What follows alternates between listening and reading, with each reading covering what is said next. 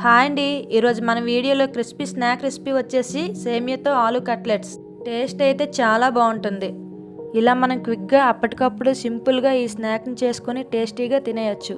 ఈ సేమియా కట్లెట్ని వేడిగా లేదా చల్లారక తిన్నా కానీ టేస్ట్ సూపర్గా ఉంటుంది. పైన ఉండే క్రిస్పీనెస్తో ఈ స్నాక్ అనేది మరింత బాగుంటుంది. ఇలా మీరు కూడా తప్పకుండా ట్రై చేయండి. ఇంట్లో వాళ్ళు మళ్ళీ మళ్ళీ అడిగి మరీ చేయించుకుంటారు. మరి ఆలస్యం చేయకుండా ఈరోజు మనం చేసుకునే ఈ సేమియా కట్లెట్ చేయడానికి ముందుగా స్టవ్ ఆన్ చేసి ప్యాన్లోకి 2 టేబుల్ స్పూన్స్ ఆయిల్ వేసుకొని, ఆయిల్ వేడయ్యాక 1 టీ స్పూన్ జీలకర్ర, సన్నగా కట్ చేసుకుని 2 పచ్చిమిర్చి ముక్కలను వేసి ఫ్రై చేయాలి.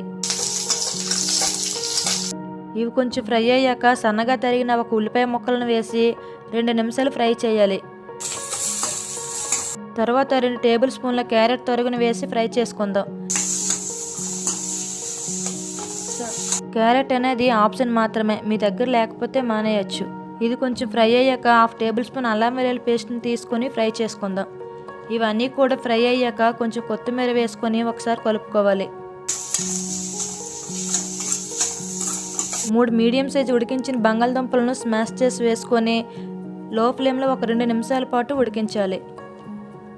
ఇప్పుడు ఇందులోకి రుచికి సరిపడినంత ఉప్పు, చిటికెడు పసుపు, 1/2 టేబుల్ స్పూన్ ధనియాల పొడి, 1/2 టేబుల్ స్పూన్ గరం మసాలా వేసుకొని కలపండి. ఇలా ఆలులో ఉండే తేమ అనేది తగ్గి ఒక పిండి ముద్దలా వచ్చేంత వరకు ఉడికించాలి. ఇది కాస్త ఇలా దగ్గర పడ్డాక స్టవ్ ఆఫ్ చేసుకోవాలి. ఈ ఆలు మిక్స్ పూర్తిగా చల్లారేంత వరకు పక్కన పెట్టుకోవాలి. ఇప్పుడు కోటింగ్ కోసం మరొక పక్కన ఒక బౌల్లోకి 2 టీ స్పూన్ల మైదా పిండిని తీసుకొని ఇందులోకి కొంచెం కొంచెం నీళ్ళని వేసుకొని మరీ చిక్కగా కాకుండా మరీ పలచగా కాకుండా లైట్గా కోటింగ్ అయ్యేలా ఇలా కలుపుకోండి. ఇలా మైదా పిండిని కలిపాక మరొక ప్లేట్ తీసుకొని సేమియాని తీసుకుందాం. మనం చేసే ఈ స్నాక్ కోసం సేమియా ఫ్రై చేయాల్సిన అవసరం లేదు. ఇప్పుడు మనం రెడీ చేసిన ఆలు మిక్స్ని తీసుకొని కట్లెట్లా చేసుకుందాం. ఇలా కొంచెం కొంచెం ఆలు మిక్స్ని తీసుకొని రౌండ్గా చేసి లైట్గా ప్రెస్ చేస్తే కట్లెట్లా వస్తుంది. ఒకవేళ మీకు కన్సిస్టెన్సీ మెత్తగా అనిపిస్తే ఆలు మిక్స్లోకి కొంచెం బియ్యం పిండిని వేసుకుంటే కట్లెట్స్ బాగా వస్తాయి. ఇప్పుడు ఒక్కొక్క కట్లెట్ని తీసుకొని మైదా పిండిలో డిప్ చేసుకొని సేమియాలో వేసి కోట్ చేసుకుందాం. ఇలా సేమియాలో వేసాక ఇలా కోట్ చేసి ఇలా చేతితో ఒత్తుకుంటే సేమియా అనేది కట్లెట్కు బాగా పట్టి మంచి షేప్లో ఉంటుంది. ఇలా అన్ని కట్లెట్ని కోట్ చేసుకొని ఒక ప్లేట్లో పెట్టుకోవాలి. మరో పక్కన డీప్ ఫ్రైకి సరిపడా ఆయిల్ వేసుకొని బాగా వేడి చేయాలి. ఈ కట్లెట్ని ఫ్రై చేయడానికి ఆయిల్ బాగా వేడిగా ఉండాలి. ఆయిల్ బాగా వేడయ్యాక ఒక్కొక్క కట్లెట్ని స్లోగా ఆయిల్లో వేసుకుందాం.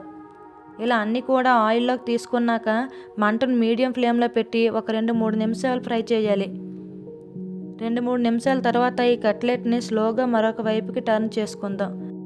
కట్లెట్స్ ఫ్రై అవ్వకముందే టర్న్ చేస్తే వీటికి ఉండే సేమియా అనేది ఊడిపోతుంది.